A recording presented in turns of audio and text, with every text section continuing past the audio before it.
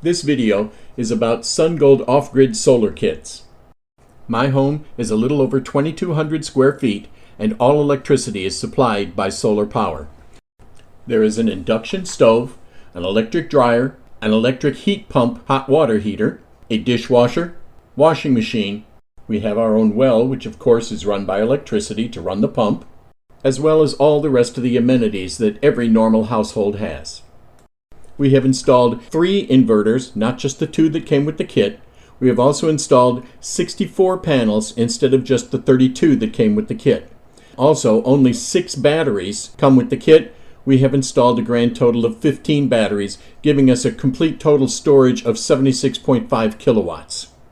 In order to avoid overload on the PV input, we have established grid arrays of 11 panels, 11 panels, 11 panels, 11 panels, 10 panels, and 10 panels. These 6 arrays feed nicely into the 3 inverters in pairs. 11 450 watt panels can produce a grand total of 4,950 watts or 4.95 kilowatts. When you have 2 of these arrays coming in, that is about the max that you can do in a 10 kilowatt inverter.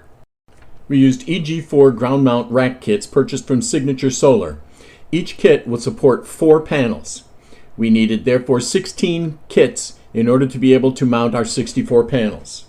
Building codes in our area require the footings to be at least 42 inches deep. We made sure that they were between 6 and 8 inches around. Everything was approved in plans by an architect and then approved by our building inspectors. We did all the work ourselves. We dug trenches to bury our cables. We dug the holes to be able to put the footings in, poured all of the concrete, and mounted the panels ourselves. For each inverter, there are 2 PV grid arrays that come into it. They come first to the breakers at the bottom there, and then they mount into the right-hand side of the inverter. You have to make sure that you install red to red and black to black. You'll notice in there that it is red, black, black, red in this particular inverter. The first set of connections on the left-hand side is for input. We use that from a generator system that is used to power the batteries and charge them up whenever they run too low if we have too many bad days in a row with no sunshine. We've only had to run our generator 2 days in the past year. My total cost for the 2 days of generator use during this past year were approximately 5 gallons each time, for a total cost to me of approximately $33.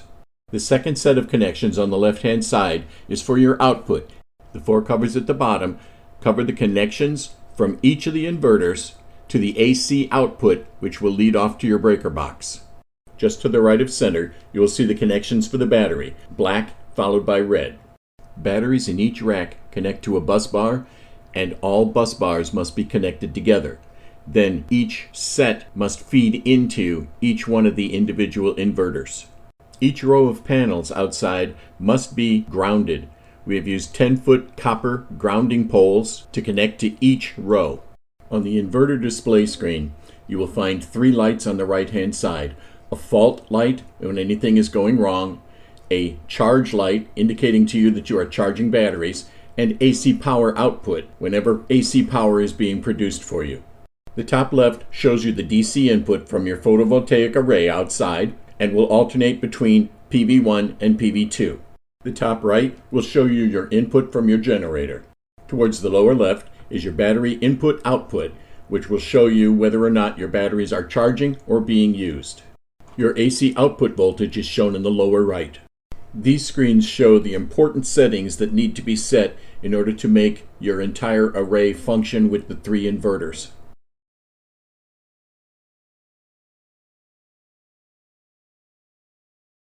Each inverter needs a unique ID, such as 1 or 2 or 3. Setting number 7 may need to be adjusted if you have to use your generator, at which point we normally set that down to 60. At other times, we'll leave it set at between 90 and 100. Settings 54 and 55 are for your current date and time. The SolarMan Smart app will tell you how your system is doing. It's on approximately a 5-minute delay. I have central air conditioning. I run 3 computers 24 hours a day, 7 days a week. and I own a Tesla, which is charged here at my house only. The total cost for my system, including the kits, ground mounts, extra wiring, concrete, everything included, was approximately $35,000. I never again have to worry about my electrical provider having a power outage. The government's 30% incentive has brought my total cost down to $24,500. With my electric bills running nearly $200 a month, I was spending between $2,000 and $2,400 a year on electricity. The panels have a 25-year warranty. Since my payback time is between 10 and 12 years, the next 12 to 15 years will put $25,000 to $30,000 back into my pocket, instead of me giving that money to the electric company. Besides the environmental benefits, there will be a substantial cash benefit to me. I hope this video has shown you that you can live without the electric company and without giving up any of your normal standard amenities, or reducing your lifestyle.